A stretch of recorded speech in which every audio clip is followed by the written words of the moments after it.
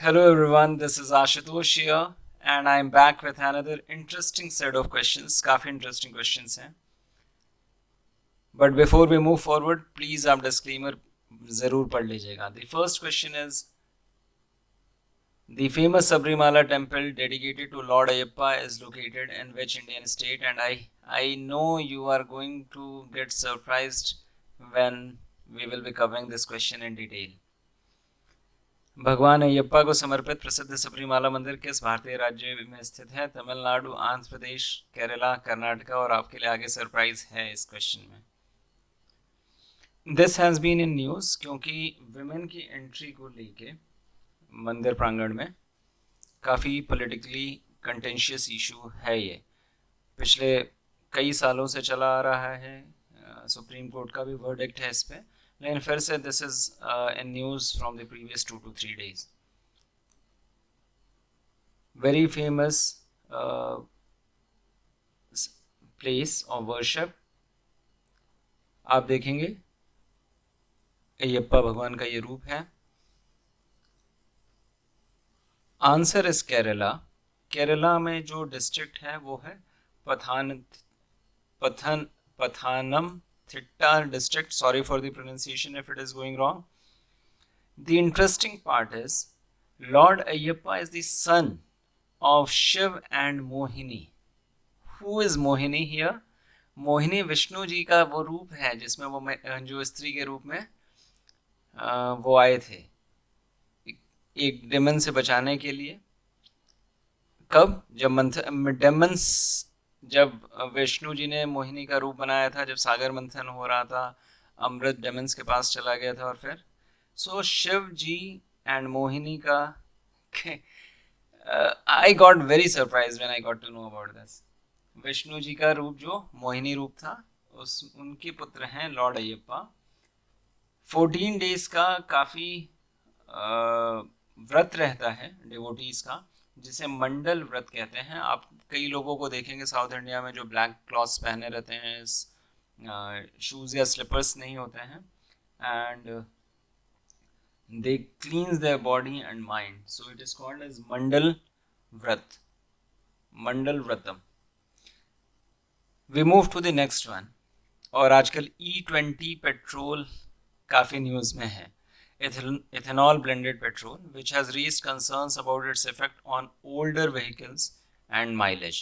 Now the question is, which state in India is the largest producer of ethanol? Very simple. 1/3 of ethanol supply comes from this state. Uttar Pradesh largest producer ethanol का कौन सा state है? Uttar Pradesh, Maharashtra, Karnataka, Bihar.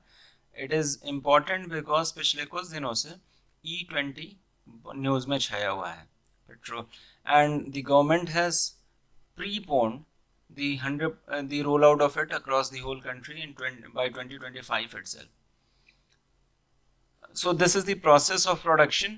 Sugar cane की harvesting होती है, मिल में उसकी washing वगैरह होती है, शुगर केन की मिलिंग होती है, बगास सेपरेट होता है और शुगर केन जूस निकलता है. फिर यहाँ से जूस का कंपोनेंट जिसकी हीटिंग और रैपिड कूलिंग होती है, फर्मेंटेशन के थ्रू जाता है, डिस्टिलेशन होता है और डिस्टिलेशन से एथेनॉल का प्रोडक्शन होता है जिसे पेट्रोल के साथ मिक्स करने की बात है. The answer for this is Uttar Pradesh. The interesting fact is, a unique fact is that it allows that the national policy on biofuels 2018 का जो नेशनल पॉलिसी है बायोफ्यूल्स का, it allows ethanol production from damaged food grains, maize and surplus rice maintained by Food Corporation of India.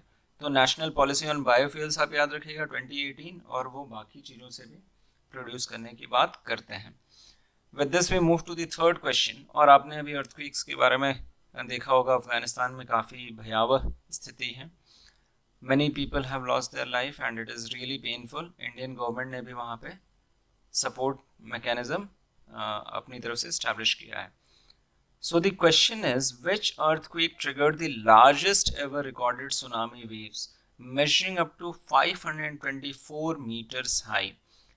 आप imagine करिए, generally हमारे घर की जो हाइट होगी वो 2, 2, 2.5, 3, 4 मीटर होगी. 524 मीटर हाइट की हम मैं रूम की बात कर रहा था, मैं घरों की नहीं, मैं रूम की बात कर रहा था कि एक रूम की हाइट जनरली इतनी होती है। 524 मीटर तक की हम बात कर रहे हैं। 2004 इंडियन अर्थक्वेक, इंडियन ओशन में जो अर्थक्वेक आया था। 1960 में वाल्दीविया अर्थक्वेक, 1950 में असम अर्थक्वेक, या 1958 लिटुआ बे earthquake.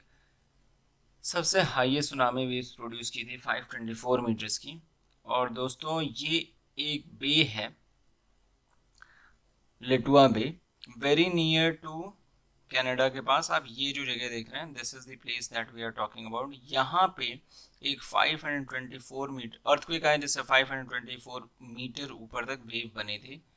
Just for your demonstration purpose आप देखेंगे तो 524 metre in comparison to the famous buildings has been mentioned here. So the answer is 1958 Litua Bay earthquake. So with this we come to end of today's quiz. And the thought of the day is, when you face difficult times, know that challenges are not sent to destroy you. They are sent to promote, increase and strengthen you. Challenges हमेशा आपको मजबूत बनाते हैं, वो आपको कमज़ोर कभी नहीं करते हैं. This is the thought of the day. और मैं उम्मीद करता हूँ कि आप इस थॉट से ज़रूर इंस्पायर्ड होइएगा. हम सब अलग अलग स्टेजेस में, अलग अलग लाइफ जर्नीज में कहीं ना कहीं ढेर सारे चैलेंजेस फेस करते हैं. They just are there to help and become a better version of us. So with this we come to end of today's quiz. मैं उम्मीद करता हूँ कि आप लोगों ने कुछ नया सीखा होगा. I'll be coming back with the next set of questions pretty quickly. Keep learning, keep moving, keep growing. Thank you for watching this. Thank you so much.